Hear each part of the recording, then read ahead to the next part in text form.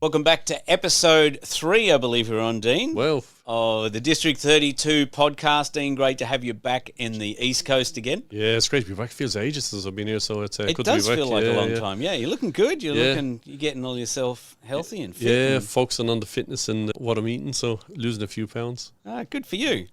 Now, you mentioned a topic, because we talked earlier about what are we going to talk about, and I love the first topic for today that you talked about, which is relationships in business, because I personally think we don't take enough notice of our relationships, whether they're at home, personal, or business.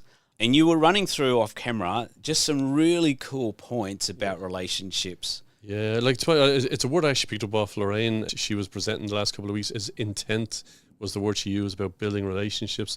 And I think nothing happens unless you take control of it in terms of relationship. If you're waiting for the other person to ring you back, you're living in hope. And that's never a good way to be in terms of, say, business development, sales. You want to be in control. So I suppose the question people should ask is, what is your intent in terms of building relationships? It doesn't just happen. And as I was saying earlier on, it's a bit like when you met your wife or partner. It wasn't, hey, that was a great day, let's get married. It took several dates, meeting the family, meeting the friends, and kind of making sure you're a good fit for each other. And that takes time as well. And I find business relationships is no different. I suppose in sales, we call it touchpoints. So what are the touchpoints you've got to build relationships? It's not a case of you meet someone once and they love me, they're going to make introductions, they want to do a collaboration, whatever. So it takes time like any relationship. So when you talk about intent, and I love that, I think that's an awesome thing. Yeah. I think we should be more intentional with more stuff. Yeah. But when it comes to relationships, how do you make building the relationship intentional? Yeah.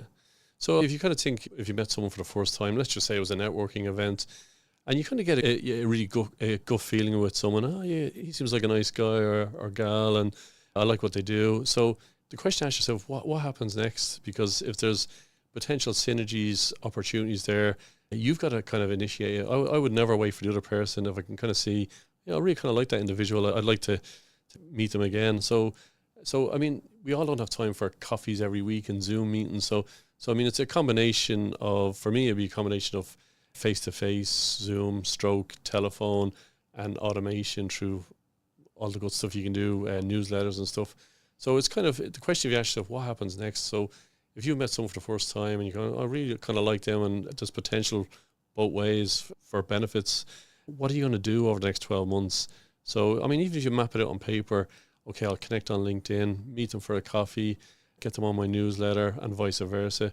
I mean, just 4 or 5 things straight off the bat that aren't hard to do, but how is someone going to remember you in 6 months, 9 months, 12 months if one of their clients needs your product and service? And the onus is on you. It's not on the other person to remember your name, face, email, phone number. So it's important, I think, to take control for building relationships. So are there different levels of relationship? Because obviously some of those are automated things that are happening that goes out to everybody. Some of the things you mentioned are more one-to-one type of interactions. Yeah. Do you sort of, when you meet somebody, categorize them? I think you'll be up here, so I'm going to be more personal. Yeah. Do you start it a little bit slower? Yeah. How do you sort of know where to put them? I suppose initially I don't distinguish. I mean, if I met people through, networking for me has been the biggest strategy over the last 32 years. Everyone is equal. So I look to meet them, build some credibility, and even try and meet them for a coffee or Zoom. And then they're in that kind of, I suppose, pipeline for nurturing and for educating them on what I do and why I'm different. And I'd use stuff like the phone I call them social calls, a quick 2-minute call just to keep in touch.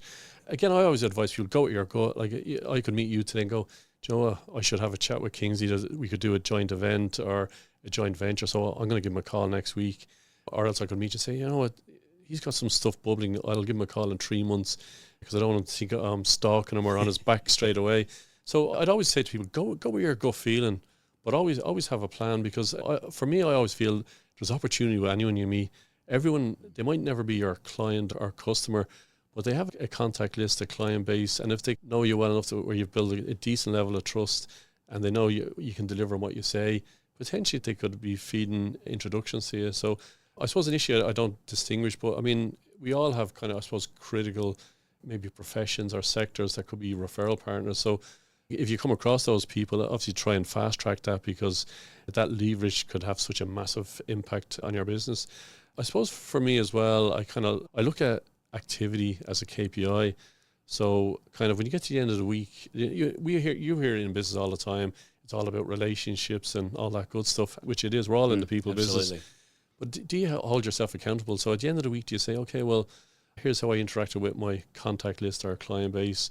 Here's what I've added to the pipeline in terms of new contacts. I think very few people in business do, and even professional salespeople don't kind of have that measurement. So give yourself a KPI, even if you're starting out at a low level initially. Have some type of KPI around how am I building relationships, how am I nurturing relationships.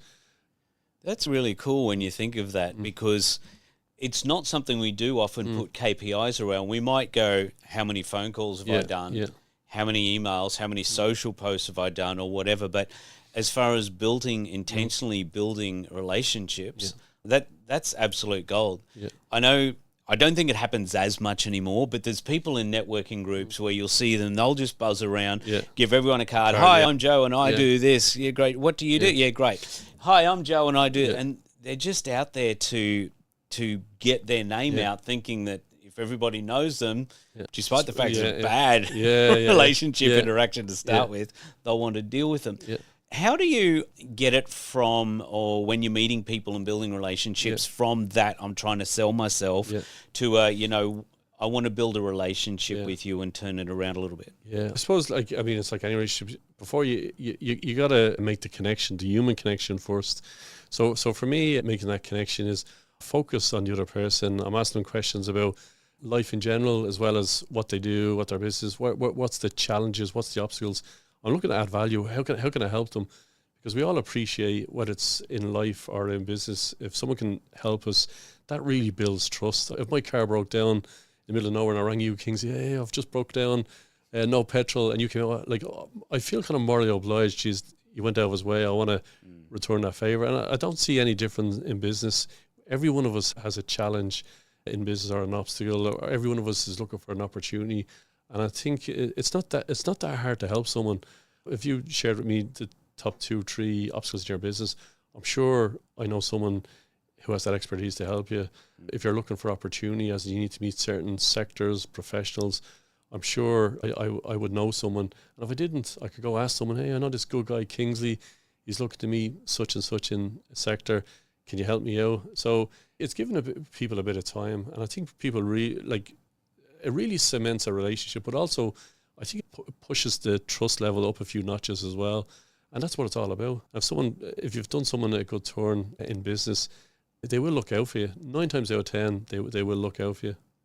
So it sounds like instead of you trying to sell somebody, you're actually going, how can I help you? Yeah. And using that as your foundation for the relationship. Yeah, and the beauty of it as well, Kingsley, is like if you're looking for a particular sector, say as a connection, and I'm introducing you to whoever that is, it's a double win for me, because I'm actually helping nurturing that other relationship. So it just has such a knock-on effect. Like most of, say, over the years, my lead generation is word of mouth or referrals.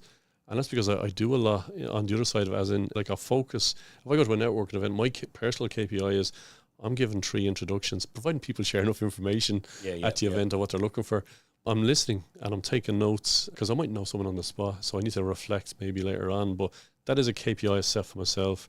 Every networking event I'm at, even if it's not a District 32 one. Oh, not a District 32 one. Wow. Yeah. So it's really interesting you said that, and you put intentionality with building the relationships. And for you, it's about you're there and listening. And I think one of the things I like to talk about is being present. 100%, yeah. And that's obviously what you're doing. When you're there, you are present with that person. You're understanding, you're hearing, but you're understanding them and going, okay, I'm with you. But at the same time, I'm thinking, how can I help you build a relationship with someone else, or move you on with somebody else who you can collaborate with, or something like that? I tell you, it's you're 100% right in being present. I was doing some research on sales recently, and I can't acknowledge where I got the statistic from, but 40% of where a sale falls down is in communication. So imagine you've got an introduction, you've done a great presentation on your product or service, and you're into the handling objections. If you're not present, isn't the miscommunication in that segment of the interaction, you've lost the sale. You might have the best in the market, you presented well, but because maybe you haven't been present, maybe the tone isn't right, maybe the body language isn't right, because people know when you kind of zone out most of the time.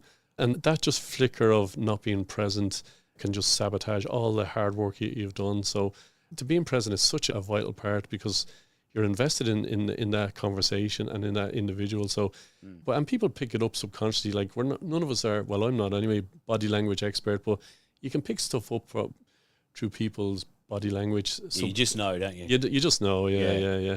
So to summarize that, what would you say are 3 steps that people can do to be intentional about building business relationships? Yeah. So take control. The onus is on you. It's not on the individual. Maybe the other individual's introverted or shy. So take control. Go with intent. You intend building relationships. And again, it comes back to that, taking control.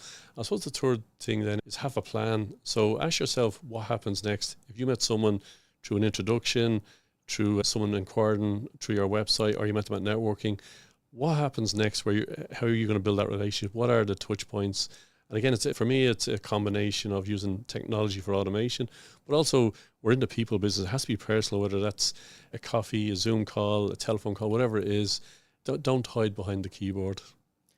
That is absolute gold, Dean. Thank you so much. Cheers. No, it's been a pleasure. Thanks a million.